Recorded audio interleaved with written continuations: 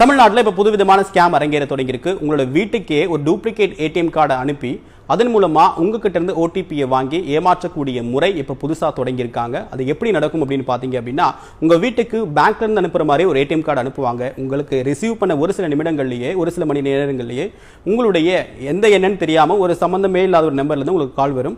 அவர் உங்களோட நேம், உங்களோட phone number, உங்களோட அட்ரஸ் எல்லாத்தையுமே கிளியராக அவர் தெரிஞ்ச மாதிரி ரொம்ப பேங்க் ஆஃபீஸ்லேருந்து பேசுகிற மாதிரி வெரிஃபை பண்ணுவார். ஆனால் அதெல்லாம் நம்பிட்டு, சார் உங்களுக்கு ஒரு ஓடிபி வரும், அது நீங்கள் கொடுத்தாதான் இந்த புது ஏடிஎம் கார்டு ஆக்டிவேட் ஆகும், இல்லை அப்படின்னா உங்களுடைய பழைய ஏடிஎம் கார்டு டீஆக்டிவேட் ஆகிடும், புது ஏடிஎம் கார்டு உங்களால் யூஸ் பண்ண முடியாது அப்படின்னு சொல்லிட்டு உங்களை ஒரு அச்சுறுத்தலுக்கு உள்ளாக்குவார்.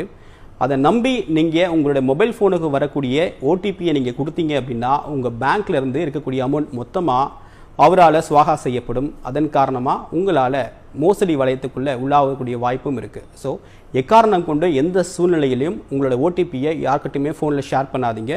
இப்போ நடக்க ஆரம்பிச்சிருக்க